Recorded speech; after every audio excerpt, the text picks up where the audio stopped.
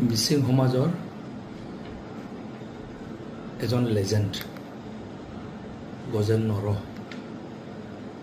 বিখ্যাত আমাৰ ছিংগাৰ আৰু আৰ্টিষ্ট তেখেতৰ বিয়োগৰ খবৰটো পাই খুব দুখিত আমি আৰু এইটো খুব ডাঙৰ এটা অপূৰণীয় ক্ষতি মিচিং কালচাৰেল আমাৰ ছ'চাইটিৰ কাৰণে আৰু এনে এতিয়া সময়ত তেখেতৰ পৰিয়ালবৰ্গলৈ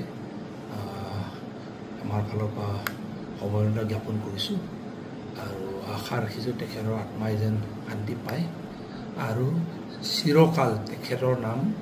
যেতিয়ালৈকে আসি নাগম দম য়গলা ময়খা এনেধৰণৰ যিখিনি লেজেণ্ডৰী গীত তেতিয়ালৈকে জীয়াই থাকিব তেখেতৰ নাম অমৰ থাকিব মিচিং সমাজত আৰু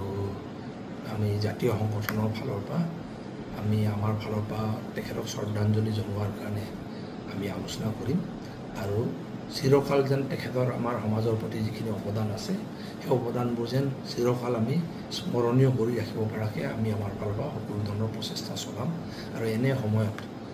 এই সময়ত পৰিয়ালবৰ্গলৈ আমাৰ সমবেদনা জ্ঞাপন কৰিছোঁ মিচিং সমাজৰ এজন লেজেণ্ড গজেন নৰ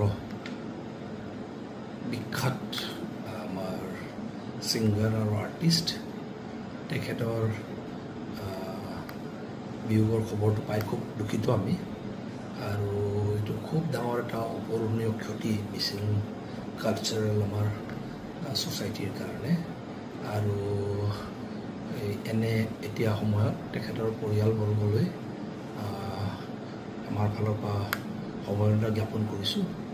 আৰু আশা ৰাখিছোঁ তেখেতৰ আত্মাই যেন শান্তি পায় আৰু চিৰকাল তেখেতৰ নাম যেতিয়ালৈকে আসি নাগম দম য়গলা ময়খা এনেধৰণৰ যিখিনি লেজেণ্ডৰী গীত তেতিয়ালৈকে জীয়াই থাকিব তেখেতৰ নাম অমৰ থাকিব মিচিং সমাজত আৰু আমি জাতীয় সংগঠনৰ ফালৰ পৰা আমি আমাৰ ফালৰ পৰা তেখেতক শ্ৰদ্ধাঞ্জলি জনোৱাৰ কাৰণে আমি আলোচনা কৰিম আৰু চিৰকাল যেন তেখেতৰ আমাৰ সমাজৰ প্ৰতি যিখিনি অৱদান আছে সেই অৱদানবোৰ যেন চিৰকাল আমি স্মৰণীয় কৰি ৰাখিব পৰাকৈ আমি আমাৰ ফালৰ পৰা সকলো ধৰণৰ প্ৰচেষ্টা চলাম আৰু এনে সময়ত এই সময়ত পৰিয়ালবৰ্গলৈ আমাৰ সমবেদনা জ্ঞাপন কৰিছোঁ মিচিং সমাজৰ এজন লেজেণ্ড গজেন নৰ বিখ্যাত আমাৰ ছিংগাৰ আৰু আৰ্টিষ্ট তেখেতৰ বিয়োগৰ খবৰটো পাই খুব দুখিত আমি আৰু এইটো খুব ডাঙৰ এটা অপূৰণীয় ক্ষতি মিচিং কালচাৰেল আমাৰ ছ'চাইটিৰ কাৰণে আৰু এনে এতিয়া সময়ত তেখেতৰ পৰিয়ালবৰ্গলৈ আমাৰ ফালৰ পৰা সমবেদনা জ্ঞাপন কৰিছোঁ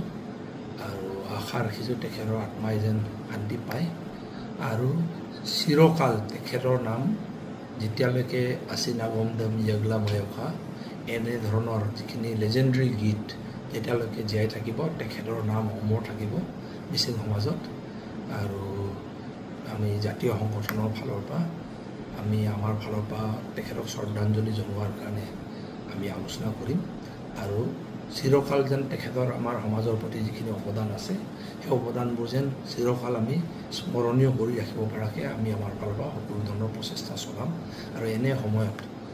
এই সময়ত পৰিয়ালবৰ্গলৈ আমাৰ সমবেদনা জ্ঞাপন কৰিছোঁ